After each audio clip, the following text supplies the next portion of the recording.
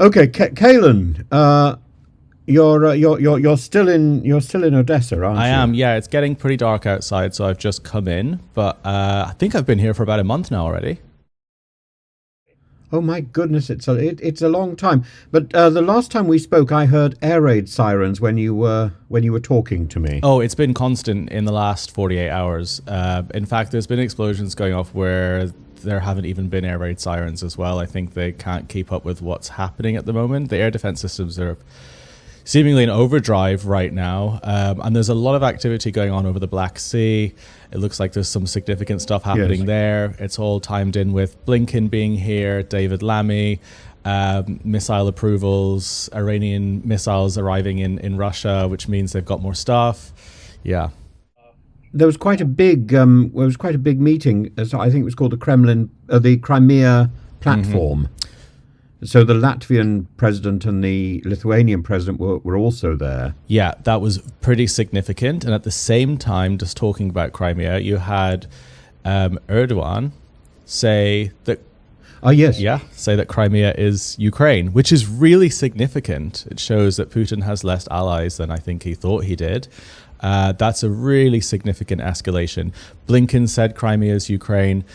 David Lammy said Crimea is Ukraine. This is quite new rhetoric to have from Western politicians as well, because before it was about, disavowing the invasion. It was about the Donbass. The Crimea rhetoric is pretty big escalation. Crimea's over there on the Black Sea now, and there is a lot of noise, there's a lot of activity coming from there and on the Black Sea, and I think it's tied in with all of this.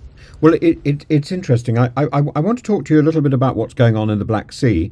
I also want to talk to you about the sort of commentary which is going on in the UK, particularly in the Times, which is suggesting we need to look beyond the present period of war and look to how Ukraine will be constituted after the war, and whether or not it gets NATO or European or a part of the EU. And almost recognizing that it's not going to get all at once. It's not going to get the Donbass, or it's not going to get Crimea, and that Ukraine needs to come to an agreement with Russia. So it's either it gets all its territory back, or it gets some of its territory back and gets the compensation prize of EU membership and NATO membership. So that's what the Times is talking about. Yeah, and that's a good talking point, because that is where the conversation's going to start going come probably Christmas time, is what next for Ukraine. It's going to cost over $1 trillion to even begin rebuilding and demining this country. That'll be their main focus, is the financial stuff. But the issue is with NATO and EU membership is there are countries within NATO and within the EU who still don't like and haven't been very supportive, who will resist it heavily. And Britain and America are going to have to put a lot of pressure. Put a lot of pressure on NATO and the EU for Ukraine to join, because they have to. They absolutely should. We're very discreetly talking about Orban, aren't we? Yes, definitely. Who was mentioned by Trump in the debate he was having with Kamala Harris the other night. And I think his Trump wins. I think his base wouldn't have known. I think his base wouldn't have known who he was talking about. But yeah. It was a coded message, I think, that even if he is trapped into supporting Ukraine, he's not necessarily going to be trapped into supporting Ukraine's ambitions to be part of the EU or part of NATO, more importantly. No, and there are nefarious reasons behind a lot of these things, but Ukraine, at this point, it would be humiliating for the EU, it would be humiliating for a lot of the countries in NATO if they don't allow the membership after everything that's happened. And this country overwhelmingly wants that membership, despite it being called a CIA plot by right-wingers years ago in 2014, and the Maidan Revolution was about Ukraine westernizing, and it has even wanted that more since then, since the 10 years that have passed. So the people of this country want that. and it would be disgraceful for most EU and NATO leaders to not push for that and allow that too, especially after they've supported Ukraine for so long.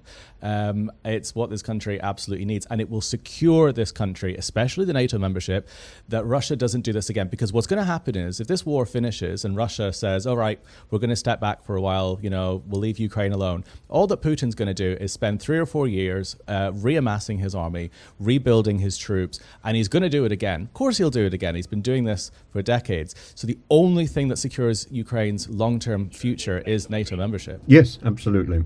Absolutely. So, so can you tell me more about what's going on in the Black Sea, or what do you think's going on in the Black Sea? Yeah, so it's quite hard to discuss where missiles land and strategy when you're in this country for many reasons. It's at war and you can't do that. But I have a view of the whole of the Black Sea from my desk over here, and normally ships come in and out all the time. That started about 13 months ago. They started defying, Russia's threats and started getting grain out of here and taking it through Egypt, taking it through the Turkey slip through the Bosphorus. But with the approval of Erdogan, Erdogan pretty well arranged this. Yeah, Erdogan's just spoken out basically against Putin, and last night there was some very noisy activity going on the Black Sea. There was a lot of stuff in the Scillas today. There are reports coming out now that the Russians actually hit a ship, a grain ship. Reports of that. I didn't see that. But what I can see now is there are multiple ships that are stationary, and ships don't hang around on the Black Sea, especially cargo ships. You get in and out as fast as possible. That's basically what their insurance says. But they are anchored there, and I think they're anchored there right now because they're now uninsurable, and all of the companies that are in charge of the logistics and shipping are probably freaking out, because if Russia really did hit a cargo ship, it's going to cause insurance nightmares. It's going to cause a stop in the grain exports. Ukraine supplies but a huge amount of the food security in Europe when it comes to grain and bread and food. We saw this in 2022 when it all stopped. Food prices started going up, inflation started going up. I think that could at least temporarily start happening if the boats can't get insured to leave this harbour right now. And that could genuinely be this could be the beginning of something super serious, unless those shipping companies can be assured that this isn't going to happen again. But Russia's behaving, this is what they want. They want to cripple this country financially, but it's not just going to cripple Ukraine, it's going to cripple the wallets of people in Europe and Britain if they can't afford food even more. Yeah, but I mean, and it's going to dramatically affect the livelihoods of people in the Middle East and in Africa. And in Africa, of course, Prigozhin's Wagner Brigade have just had a serious defeat, I believe. They have. And I think all that's tied in with that too. Yeah. But I spoke to a friend today who does work within shipping logistics, and they said what I've just repeated, that this is an insurance nightmare and ships aren't going to be coming in and out until that's fixed. Putin is at war with the West. This is more evidence of it. This isn't just about messing up Ukraine. This is about making food more unavailable and more expensive for people all over Europe and the world. And it's just only happened since last night. So it feels like there's honestly so much going on in this country right now with the visits, with the missiles, with this. It's very strange time. The other thing which I think is worth talking about, but maybe you discuss this with Jake Bro, because I know you've been chatting to him. Tell me more about the journalists, because I'm worried about the sort of blasting of journalists by Putin and by the Kremlin. It seems that journalists are being directly attacked. I mean, we know that Putin's reach is enormous because it's reached Salisbury, and don't drink the tea. Yeah. The Russians are everywhere. I had a friend who had their house ransacked in California who was a defector from the FSB, because they're everywhere. Actually, Ukraine's probably the safest place in some ways for people trying to get away from the Russians, because at least you know which side of the front line they're on, mainly.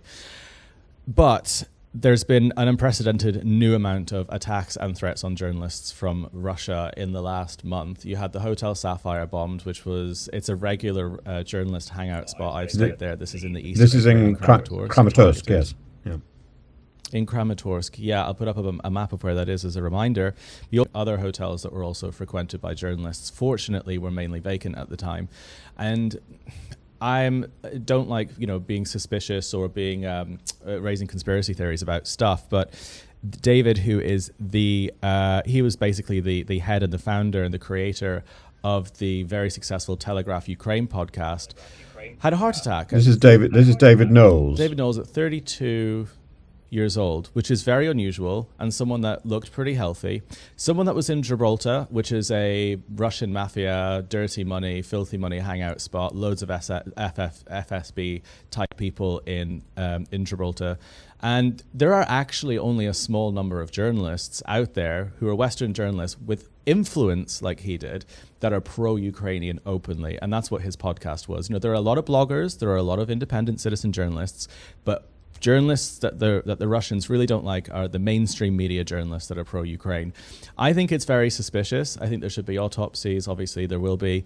But, people who get poisoned with Novichok and with nerve agents that the Russians used then die of cardiac arrest. And there should be a huge amount of inquest into it. There should be a lot of there should be a lot of attention put on that, I think, because I think it's absolutely worth asking the question, at least. Yes. It's really you're safe, aren't you? Yeah, the threat here isn't a missile coming into my apartment because the Russians are more interested in putting those into grain ships and infrastructure here, but because it's expensive to fire them from the Black Sea. But their threat would be Russian spies who are living in Odessa, of which there are many still. The SBU haven't gotten rid of them all yet, who probably won't like.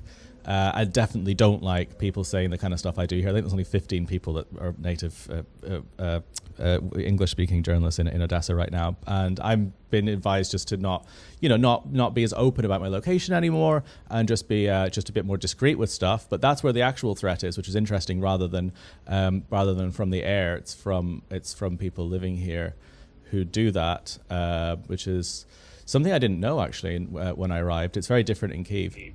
No, I'm afraid this surveillance operation and the spies on the corner of the street, this is routine Russian behavior. I remember when I was living in Moscow, the black cars following me, and I also remember quite bizarrely, quite a lot of my lectures were filmed, and I suppose on reflection that was part of the surveillance operation.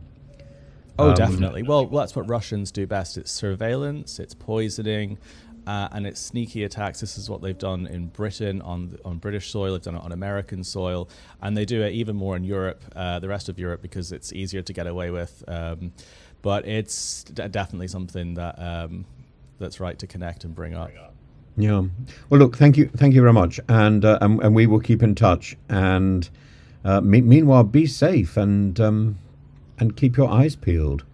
Yeah, I am. Well, I quite like being where I'm being because I can see everything. When there's explosions and stuff happening, I like being able to actually see what's going on. Otherwise, it's slightly more frightening. If you're down on the street level, it bounces off everywhere. At least you've got a visual, which is quite helpful. Do you think, just as you're actually there, do you find the Ukrainian resilience is continuing? Because I know the other week you were saying how vibrant the city was. Is it still? Yeah, I mean, the winter's setting in a little more now. The power is still, 9 hours a day because the Russians hit the plants on 3 weeks ago when we spoke. But people instead are just turning on their generators. They're still going out in the ocean. They're still celebrating on the beaches. In fact, there was a missile attack from the Black Sea last week, and the local gym decided to put their spin class out there instead as a FU to Putin, I guess. And they were hundreds of people spinning on their bikes literally on the Black Sea shores, a kind of unbelievable thing to see. So that still exists. That will always exist as long as Ukrainians are here. They will always resist in that way. And it's amazing. Even though the city's darker at night and there's less power, there's still energy. People still amazing. Yeah, well, give my love to Ukraine, and we'll catch up shortly. Amazing. All right. Thank you. Thanks again.